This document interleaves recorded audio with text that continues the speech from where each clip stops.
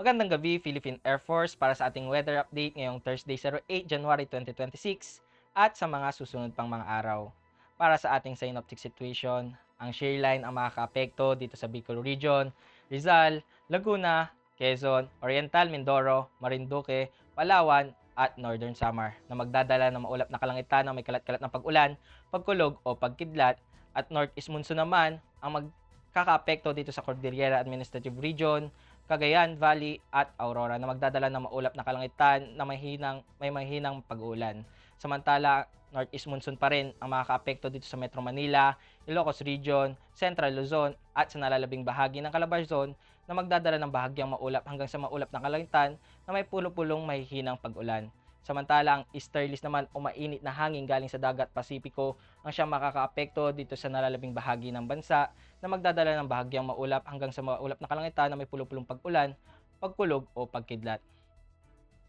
Para sa ating general area forecast para bukas, ang Angeles, Metro Manila at Lipa ay makakaranas ng maulap na kalangitan na may kalat-kalat na pag-ulan, pagkulog o pagkidlat. Samantala, ang Kawayan ay makakaranas ng maulap na kalangitan na may mahihinang pag-ulan.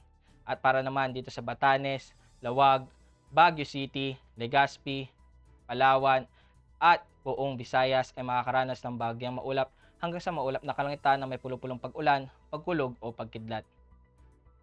At para naman dito sa buong Mindanao ay makakaranas ng bahagyang maulap hanggang sa maulap na kalangitan na may pulo-pulong pag-ulan, pagkulog at pagkidlat.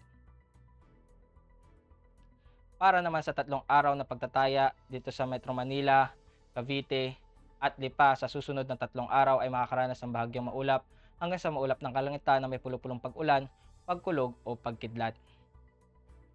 At para naman dito sa Angeles, Puerto Princesa, Kalayaan Island sa susunod na 3 araw ay makakaranas ng bahagyang maulap hanggang sa maulap na kalangitan na may pulo-pulong pag-ulan, pagkulog o pagkidlat.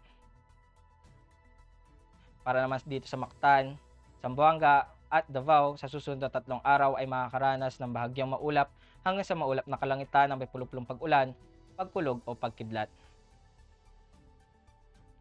Lulubog ang haring araw ng 1742 at sisikat ito ng 0624. For our moon illumination, we have 70% decreasing. Para manatiling updated sa lagay at taya ng panahon, i-follow lamang ang Air Force Weather Center sa aming mga social media accounts. At yun lamang po ang weather update ngayong gabi sa ngalan ng aming commanding officer na si Colonel Alvin John Cugador, PAF GSC. Ako po si Airman 2nd Class James Patrick C. Casas, Philippine Air Force, ang weather forecaster ng Air Force Weather Center. Muli, magandang gabi, Philippine Air Force.